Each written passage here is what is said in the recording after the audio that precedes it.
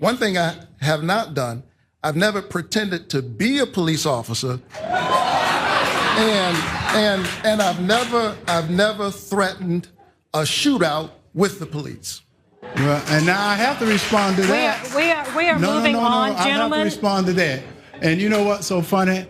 I am with many police officers, and at the same time, Mr. Walker, Mr. Walker, Mr. Walker, Mr. Walker, excuse me, Mr. Walker, please, out of respect, I need to let you know, Mr. Walker, you are very well aware of the rules tonight. Yes. And you have a prop. Yes. That is not allowed, sir. I ask you to put that prop away. Well, it's not a prop. This is real. And he said I have a problem. I never worked with law enforcement. It is considered a prop, Mr. Walker. Yes. Excuse me, sir. Yes. You're very well aware of the rules, aren't you? Well, aren't you aware of the rules? He brought up the truth. Let's talk about the truth. Thank you for putting that prop away. Ooh, man, when the moderator's got to talk to you like you're a tiny little boy who's been acting really naughty, that's not a good sign for your candidacy when you want to be a United States senator. So that is Herschel Walker, who we've already known for many months has been knowingly telling lies about being a cop or being an FBI agent. And there we're just focusing on that particular sort of lies. There's all sorts of insane lies that he's told about his past. And he decided, no, I'm gonna double down on it. And I'm gonna whip out a fake little badge that they give to people as like, hey, thanks for being with us cops or whatever. Take this thing and put it on your mantle or something. And he brings it to a debate because he thinks it makes him a cop. I've got a replica of Captain America's shield in my garage. Now, yes, it is made out of plastic, but if I hold it up on a debate stage, am I a super soldier? Is that how America works? This is so deeply embarrassing. He should have come to the debate prepared to reassure people that while he has had many missteps with the truth in the past, he can still do the job of being a senator. And instead, he decided, no, I'm going to tell more lies, except now I'm gonna do show and tell at the same time. Dan, what do you think?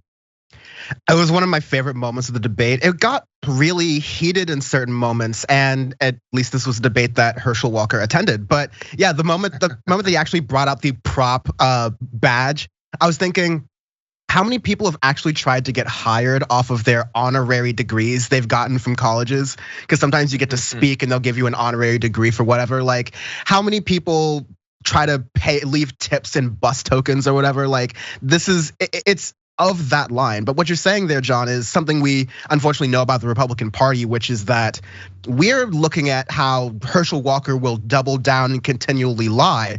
Republican voters might be looking at Herschel Walker and going, yeah, look at him. He's not bending down to the media. He's not bending down to that Democrat or whatever. He's gonna be a reliable Republican voter because there are a lot of Republican voters who don't really care about that morality aspect, unfortunately. Yeah, no, you're totally right. That's definitely an explanation. An alternative explanation potentially is you might recall that he at one point, I think it was, he said he wouldn't be able to do the Sunday night debate because he's busy on Thursdays or something like that. It made no sense, but he clearly doesn't understand how days and dates work. Is it possible that he thought that was Halloween? And that's just like, like sometimes kids will dress up like the thing they want to be when they grow up. Maybe that's what Herschel Walker was doing, I don't know.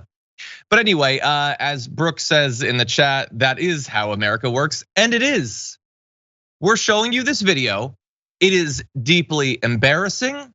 It is, if to the extent that you have empathy for people who are clearly going through a lot of trouble mentally, it's troubling, it's distressing in that way.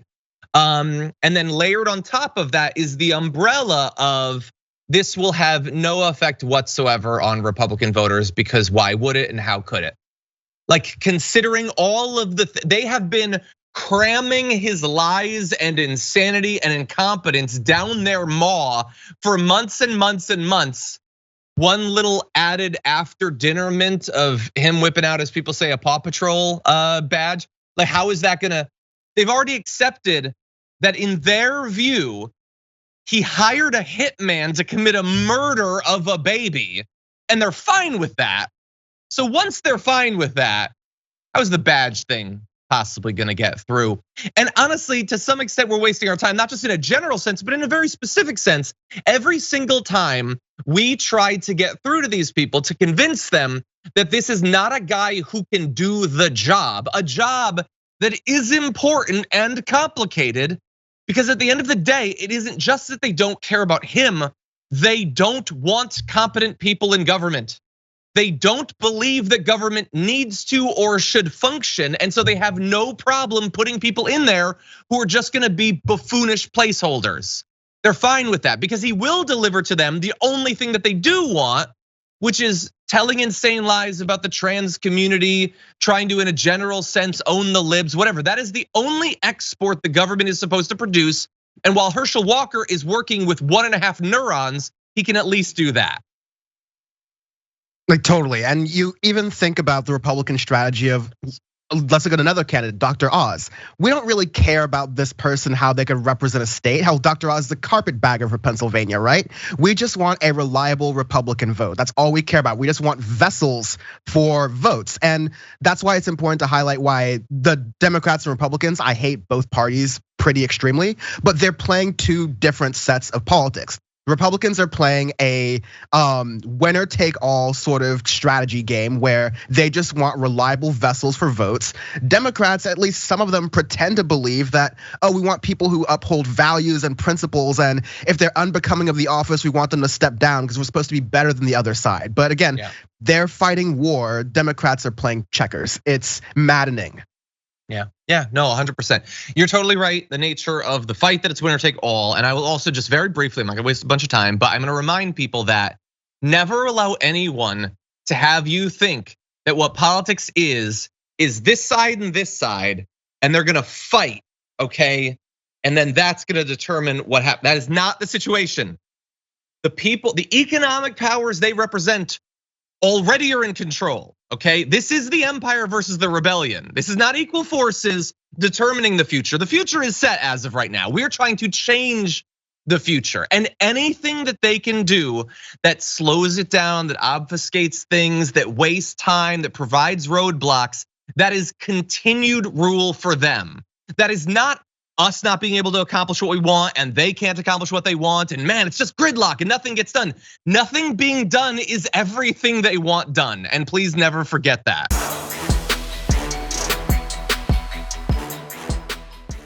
Check out the Damage Report podcast each day, wherever you get your podcasts, whether Pocket Casts or Stitcher or iTunes. You can join me as I give you the news and stories you want, with a range of co-hosts and interview guests jumping in on the fun each day. Again, that's the Damage Report, wherever you get your podcasts. And if you get them at iTunes, don't forget to rate and review. Sometimes I'll read them live on the show.